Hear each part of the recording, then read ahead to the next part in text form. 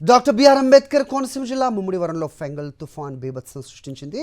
తుఫాన్ ప్రభావంతో భారీగా వరి పంట దెబ్బతినింది. అయినాపురం, సూరాయి చెరువు ప్రాంతాల్లో ఈదురుగాలులకు వరి పంట నేల కొరిగింది. పలు చోట్ల వరి ధాన్యం తడిసి మొలకలు రావడంతో రైతులు తీవ్ర ఆవేదన వ్యక్తం చేస్తున్నారు. తడిసిన ధాన్యాన్ని ప్రభుత్వమే కొనుగోలు చేయాలని డిమాండ్ చేస్తున్నారు. జిల్లా వ్యాప్తంగా కూడా 1200 ఎకరాల్లో పంట నష్టం జరిగినట్లుగా వ్యవసాయ శాఖ అధికారులు ప్రాథమికంగా అంచనాకు వచ్చారు.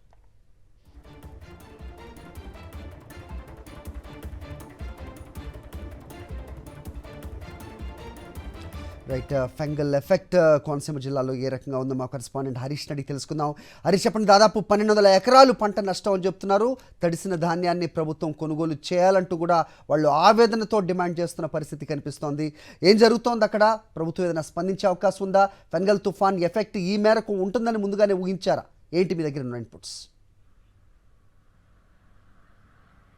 అరే, ఫెంగల్ తుఫాన్ ఎఫెక్ట్ ఇటు తూర్పుగోదావరి జిల్లా మీద కానీ కాకినాడ జిల్లా మీద కానీ పెద్దగా ప్రభావం చూపించలేదు. అయితే డాక్టర్ బిఆర్ అంబేద్కర్ కోనసీమ జిల్లాలో 2 మండలాల మీద అయితే కాస్త దీని ప్రభావం కనిపించింది. ప్రధానంగా ముమ్మడివరం నియోజకవర్గం పరిధిలో ముమ్మడివరం, అదేవిధంగా ఐపోలవరం, దీంతోపాటు కాట్రేన్కోన తీర ప్రాంత గ్రామం ఇది. ఈ 3 మండలాల పరిధిలో కొంతమేర చాలా వరకు ఎఫెక్ట్ చూపిందని చెప్పొచ్చు. ప్రత్యేకించి ముమ్మడివరం మండలంలో 2 గ్రామాల మీద చాలా ఎక్కువగా చూపించింది.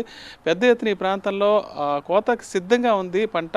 ఖరీఫ్లో ఆ పంట కాస్త చేలు కాస్త పూర్తిగా భారీగా వీచిన ఈదురుగాలులకు పూర్తిగా నేలనంటాయి. మరోవైపు చాలా వరకు ఖరీఫ్ ధాన్యాన్ని కోతలు కూడా పూర్తయ్యాయి. ధాన్యాన్ని కళ్ళల్లో నిల్వ చేసుకుని ఇంకా తరలించడానికి సిద్ధంగా ఉన్నారు. అమ్మకానికి సిద్ధంగా ఉన్న సమయంలో ఏకధాటిగా కురిసిన వాన వల్ల పూర్తిగా ఈ ధాన్యం నీట తడిచిపోయింది. దాంతో 2-3 రోజులు పూర్తి కావడంతో మొలకలు కూడా వచ్చాయి. అప్పటికే ముందు జాగ్రత్తలు తీసుకుని మొత్తం బరకాలంతా ఏర్పాటు చేసుకుని టార్పాలిన్లు కప్పి ఉంచారు. అయితే అడుగునున్న ధాన్యం పూర్తిగా తడిచిపోవడంతో మొలకలు వచ్చాయి. మొలకలు వచ్చిన ధాన్యాన్ని సాధారణంగా కొనుగోలు చేసే పరిస్థితి ఉండదు. గతంలో అయితే గత ప్రభుత్వంలో ఇదే రకంగా మిచోంగ్ తుఫాన్ వచ్చినప్పుడు చాలా ప్రాంతం కోనసీమలో దెబ్బతింది. చాలా వరకు పంట తడిచి మొలకలెత్తి రంగు మారిపోయింది. ఈ పంటను కూడా ఖచ్చితంగా కొనుగోలు చేయాలని అప్పట్లో సీఎం గారు వైఎస్ జగన్మోహన్ రెడ్డి ఆదేశించడం జరిగింది. అందుకే ప్రతి రైతు దగ్గర ఎంత ధాన్యం ఉన్నా సరే తడిచినా రంగు మారినా అదేవిధంగా మొలకలెత్తిన ధాన్యాన్ని కూడా గతంలో కొనుగోలు చేయడం జరిగింది. ఇప్పుడైతే కోనసీమలో ఖరీఫ్ కోతలు ఇప్పుడిప్పుడే ప్రారంభమయ్యి ఇంకా జోరుగా కోతలు కొనసాగుతున్నాయి. ఈ నేపథ్యంలో కురిసిన వాన వల్ల ఏదైతే నిల్వ చేసుకుని ఉంచారో, అమ్ముకోవడానికి సిద్ధంగా ఉంచారో ఆ ధాన్యం అయితే తడిచిపోయింది. చాలా చోట్ల ఇప్పటివరకు కొనుగోలు కేంద్రాలు కూడా కోనసీమలో ఏర్పాటు చేయలేదు. మరోవైపు తూర్పుగోదావరి జిల్లా కానీ కాకినాడ జిల్లా కానీ ఇప్పటికే ఖరీఫ్ కోతలు అయితే చాలా వరకు పూర్తయిపోయాయి. దానికి సంబంధించి 2 నెలలు 1.5-2 నెలలు ఆలస్యంగా కోనసీమలో ప్రారంభమయ్యే వరి కోతలు ఆలస్యంగా ప్రారంభమవుతాయి. ఇప్పుడైతే ప్రస్తుతం జరుగుతున్నాయి. ఈ నేపథ్యంలో కురిసిన వాన వల్ల ఏకదాటిగా కురిసింది 2 ప్రాంతాల్లో వాన. ఆ ప్రాంతాల్లో మాత్రం వరి చాలా వరకు దెబ్బతింది. ప్రధానంగా ఇక్కడ రైతులు కోరుకునేది ఏదైతే కనీస మద్దతు ధర క్వింటాలకు 2300 రూపాయలు ఏదైతే ప్రభుత్వం ప్రకటించిందో ఆ మద్దతు ధరకి ఈ తడిచిన రంగు మారిన అదేవిధంగా మొలకలు వచ్చిన ధాన్యాన్ని ఖచ్చితంగా కొనుగోలు చేయాలని రైతులు కోరుతున్నారు. ప్రభుత్వం ఇంతవరకు దీనికి సంబంధించి ఒక ప్రకటన కూడా చేయలేదు.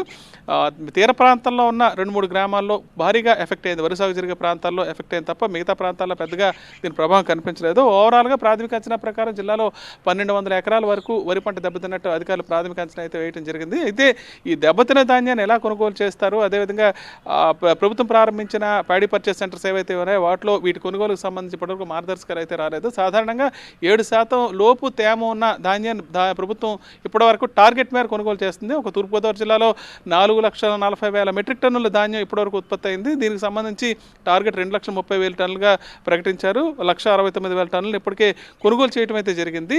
రైతులు అయితే కోరుతున్నారు, ఎందుకంటే ధాన్యం కొనుగోలు కేంద్రాలు ఉన్నా సరే టార్గెట్ దాటితే ప్రభుత్వం కొనుగోలు చేయదు. దానివల్ల రైతులు దళాలకు అమ్ముకోవాల్సిన పరిస్థితి వస్తుంది. ఖచ్చితంగా ప్రభుత్వం ఏదైతే కనీస మద్దతు ధర ప్రకటించిందో ఒక కాటాకు 1,800 రూపాయలు, అదేవిధంగా 1,725 రూపాయలు, అదేవిధంగా క్వింటాల్కి 2,300 రూపాయలు, సూపర్ ఫైన్ రకానికి అయితే 2,325 రూపాయలు ఏదైతే ప్రకటించిందో ఆ ధరకే కొనుగోలు చేయాలని రైతులు కోరుతున్నారు. ప్రభుత్వం ఇప్పటికైనా స్పందించి నష్టపోయిన రైతులకు పరిహారం అందించాలి. ఎందుకంటే ఎకరాకి దాదాపు 20,000 రూపాయల వరకు పెట్టుబడి పెట్టిన పరిస్థితి ఉంది. ఈ నష్టాన్ని అందించడంతో పాటు ఖచ్చితంగా దాల్వా సాగు చేయాలంటే ప్రభుత్వం సహాయం అందించాలి. లేదంటే రవి పంట కూడా ముందుకెళ్లే అవకాశం లేదని రైతులు అయితే ఆవేదన వ్యక్తం చేస్తున్నారు. హరి.